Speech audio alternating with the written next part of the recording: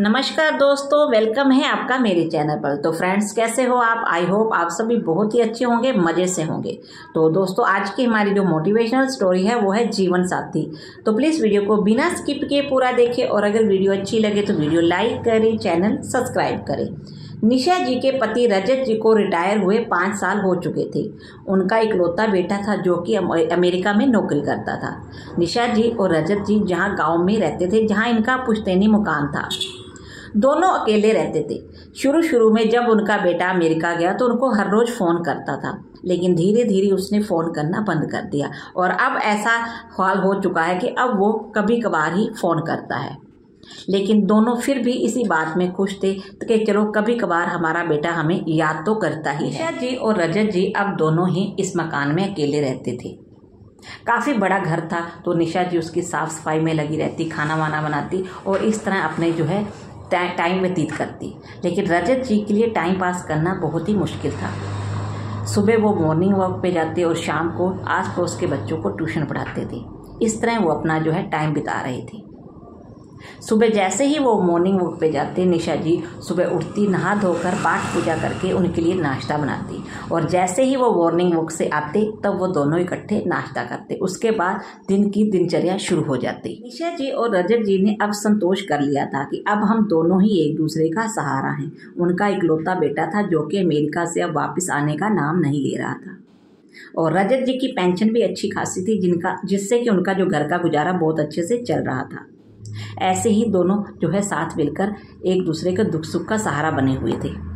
आज सुबह जैसे ही निशा उठी, उसे महसूस हुआ कि आज उसकी जो है तबीयत ठीक नहीं है। उसका सर भी भारी भारी है। फिर भी जैसे तैसे वो धीरे धीरे घर के काम करती रही। पूरा दिन उसने घर का काम किया। जैसे ही रात हुई, उसकी तबीयत और ज़्यादा खराब होने लगी। अब उसे बुखार सा होने लगा। अब रात को उसने खाना बनाया, खाना खा के दवाई लेकर वो सो गई। लेकिन उसने घर के काम जो है सारे ही किए थे। अब जैसे ही सुबह उठी तो उसमें उठने की हिम्मत नहीं थी। आज फिर भी वो थोड़ा लेट उठी और उठते ही जैसे ही उसने अपनी आंखें खोली, अपने पति को आवाज़ लगाई, लेकिन देखा कि उसके पति ने कोई आवाज़ नहीं दी।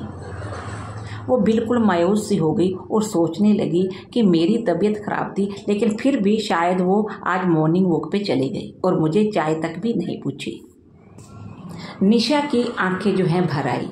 उसे महसूस हुआ कि उसके पति ने उसका एक बार भी हालचाल नहीं पूछा और बिना बताए ही मॉर्निंग वॉक पे चले गए।